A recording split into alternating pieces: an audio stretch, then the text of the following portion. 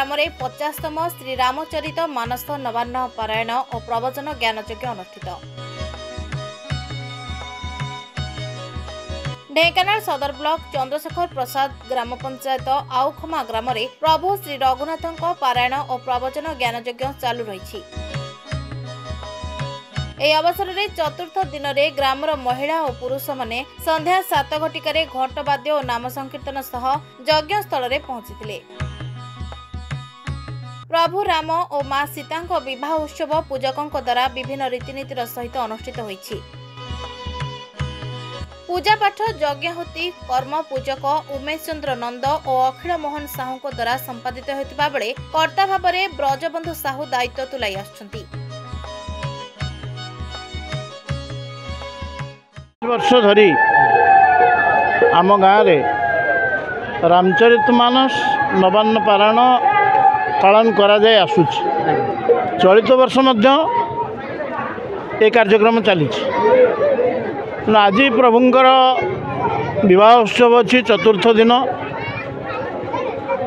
महंत महाराज को शीघ्र आसवाई कहुई। आज समय अतिक्रांत अधिक हम तेणु आज बहु लोकंर समागम टिके हबार आशा करा जाउछि। आपण माने आम संगे अछंती एवं गाँ लोकंर समस्तंकर सहयोग भल भाव अच्छी। युवगोष्ठी आगामी दिन जो माने दायित्व नेबे से माने भी आम संगे अछंती।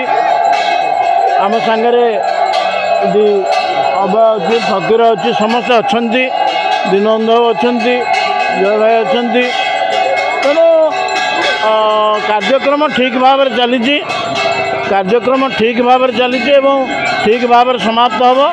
आमर अनुरोध शेष दिन सारा गाँव समस्त आवाल वृद्ध वनिता समस्त आनंद बजार व्यवस्था कर पूर्णाहुति हम। समस्त से योगदान करने आम अनुरोध करुचु एवं आपण मैंने भी जो मैंने अच्छा आम सहित जोगदेवे आशा विश्वास आमर अच्छी। जय श्रीराम। आज प्रभुंर बाहागर बर्तमान चली। दीर्घ दिन है आम ये गाँव औखा ग्राम ये पारायण हो आसी। यार मुख्य पुरोधा थे जयकृष्ण साहू आ जयकृष्ण महापात्र दुजन थे। भर जड़े ना बर्तमान आमर बर्तमान उपस्थित जयकृष्ण साहू अच्छा। जयकृष्ण महापात्र आज अन्यतम 2 नंबर जयकृष्ण महापात्र अच्छा। जयकृष्ण महापात्र जी प्रथम पुरोधा तांकर भाई दीनबंधु महापात्र सी बर्तमान अग्र भूमिकार अच्छा। आउ त्रिलोचन महापात्र जड़े थे से चलीगले। पुत्र प्रमोद कुमार महापात्र सी बर्तमान समझे आउ नदिया आम गाँव पाने समस्त सहयोग कर बड़ उत्सव मुखर हो उठी परिवेश।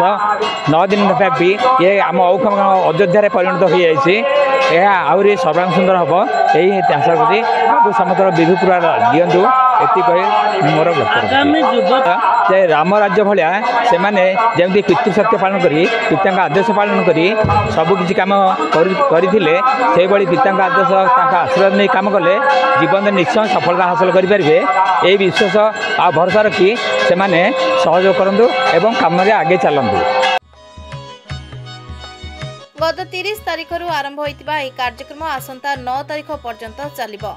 प्रवचन कार्यक्रम प्रत्येक दिन संध्या 7टा ठारू आरंभ होई राति 10टा पर्यंत गाँ चौपाढ़ी मंडप रे जगतसिंहपुर रेढ़ुआ मठर प्रवचक संत मनोहर दास जी महाराज और पुरी सातशंखर प्रवचक संत अयोध्या दास जी महाराज एवं मानस सेवक प्रवचक डॉक्टर प्रमोद कुमार दास द्वारा चालू रही। रामचरित बाणी द्वारा रामायण प्रेमी मानकु प्रवचन माध्यम ग्राम एक आध्यात्मिक परिवेश सृष्टि होइछि।